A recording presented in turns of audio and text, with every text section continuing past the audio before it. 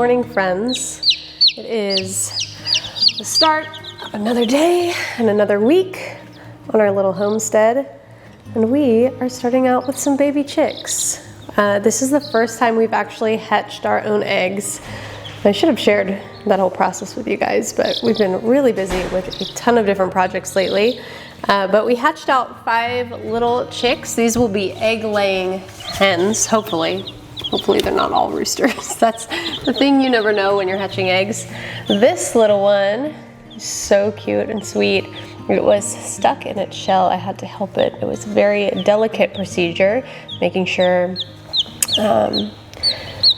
that he survived that, but it fluffed up, happy and healthy now. What had happened was it pipped through at the wrong end of the egg, so it didn't have enough room to move around in there and like bust itself out. So we waited a while and then read up all on how to do that and hatched it out successfully. So that's super exciting. I have a couple other exciting things to share with you today on the way outside, but let's stop and admire the olive tree. I showed you guys in a little video. I ordered a bunch of stuff from fastgrowingtrees.com.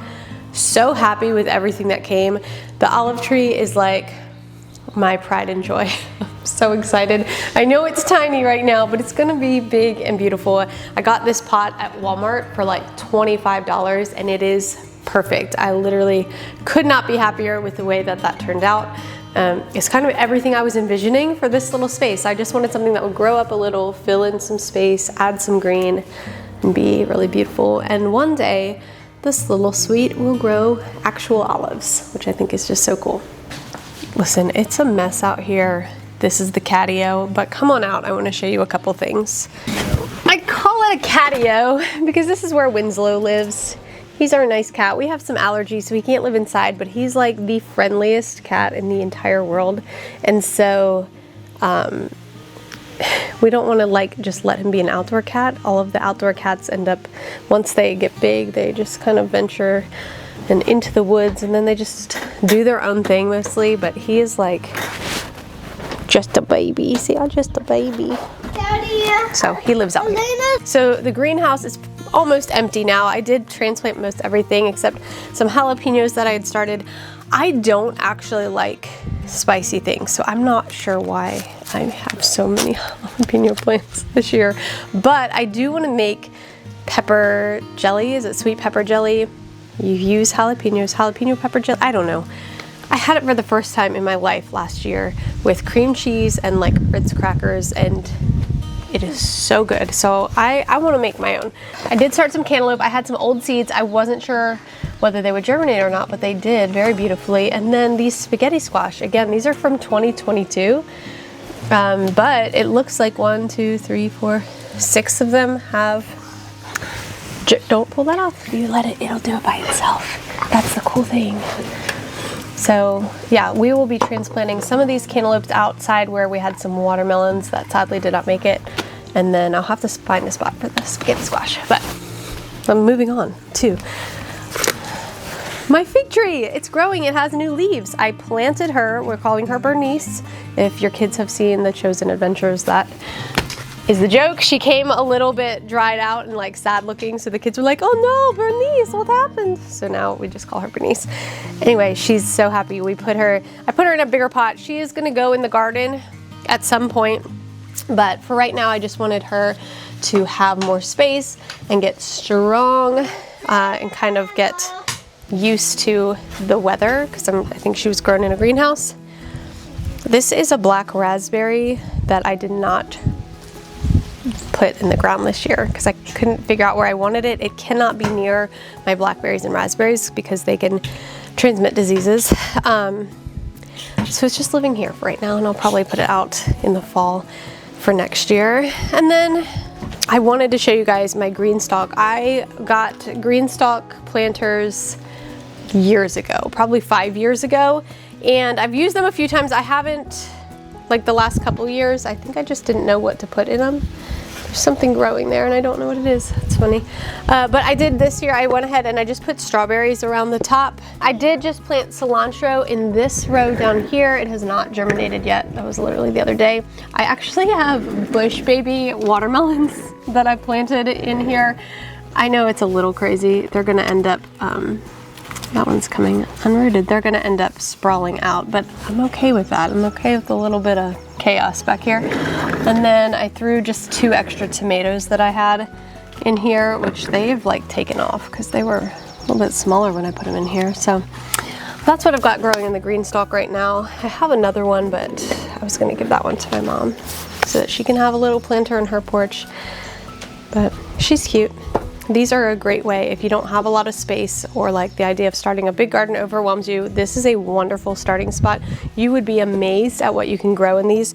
You can see I have 2 different sizes stacked here together, these shorter ones and the longer ones. You can buy all these deeper ones and grow deeper things. You could even grow carrots in this thing. But I've seen people grow all kinds of stuff. Like I said, melons, it's gonna sprawl out a bit. You can get them taller, as many tiers as you want, kind of customized. Just grow your herbs even, basil, oregano, those kinds of things. I told you I planted cilantro around an entire row because cilantro bolts really quickly in the heat and it's already pretty warm here. It's going to be like somewhere I need to keep an eye on it. That way I can harvest it. My plan is to just grow a bunch of it and then puree it with some oil and put it in the freezer so that we can have fresh cilantro anytime we want it. Because when you dry it, it just loses so much of the flavor. I really don't like dried cilantro, but I love fresh cilantro, so that's my plan for that. This is the other thing I got from Fast Growing Trees, and they're looking a little sad right now, but they like bloom over and over again. If you guys have never smelled a gardenia, put it on your bucket list because they literally smell like a sweet vanilla perfume. I don't know, kind of like honeysuckle and vanilla maybe? Honeysuckle and vanilla, like it is so good and so sweet. These are gonna go in my front porch, in front of our front porch eventually, but they're too small right now to withstand the like really hot heat on the front porch. That's where we get most of our afternoon sun, blazes right there. So I'm letting these guys grow in grow pots until this fall, and then I'm going to transplant them out front. That way they don't have to withstand all that summer heat while they're still growing and working on their roots. And then next year they should take off. They can get up to like 10 feet wide. So they should be able to like crowd our entire front porch area. This is a mystery to me. I thought I planted carrots, and I do see there are some carrots. It really was one packet of seeds, John. I don't understand. You see the carrot. This is a carrot, carrot, carrot. But what are these? They look like some sort of, like maybe cucumber or something. And I just don't actually understand how they got in there or what's happening. This looks like a tomato. Does that look like a tomato or marigold maybe? I don't know. Well, I gotta put it down. Did you plant something in here? Yes, I did. What did you plant? These are carrots. Okay. Scratch you. I like the potato too. He's got mosquito bites. He wants me to scratch. I didn't plant stuff in here. You got chomped up by these mosquitoes, buddy.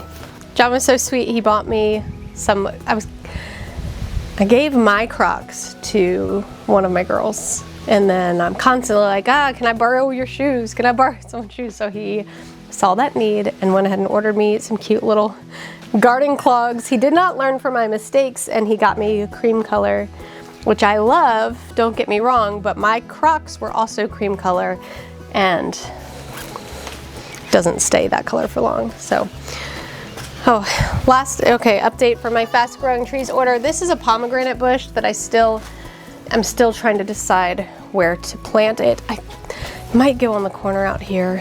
It might go over here. It might go by the garden. I don't know. So she's living there for now.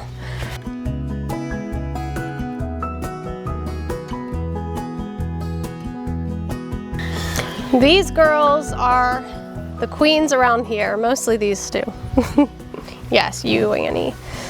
This is Anne and this is Eden. They are our Jersey dairy cows. We get our milk for my iced coffee from these cows.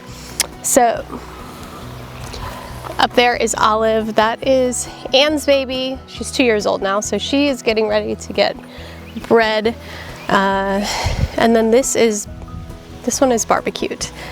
And Barbecued is half Angus. That's Eden's baby. So she will be raised for a couple years and then she will be processed for beef. And the beautiful thing about it is that we get to care for her, love her, give her a good life, and make sure that she is treated humanely, ultimately killed humanely. And that we know where our food comes from. And it's not something that I take for granted, and it's like a very kind of somber thing, something we handle with reverence and great deep appreciation for. And it's hard and it's bittersweet, you know, to provide for our family that way, to have a freezer full of meat. And it saves us a lot of money, but we still love our animals and care for them. And yeah, nothing about it is easy, but I think that that's what makes it, you know, beautiful and special kind of work, if you will. These girls are hanging out up here right now with hay instead of, normally we would be rotating them around in this fencing on our pasture. We had a lot of drought this year, so we've gotten them set up in a smaller area where we've been hay feeding them. We haven't started rotating them, even though it started raining, because we are getting ready to build a pasture fence, which has been a long time coming. I've been waiting for this for like 3 years now, but we are going to be fencing in our entire pasture so that they will have more space. We'll still rotate them, but it's going to take a lot of the work off of John and I from the way we were doing things. So we're really excited about that.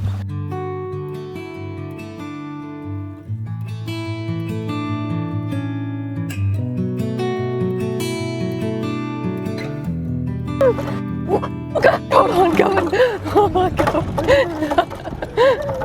That was a big bump, huh?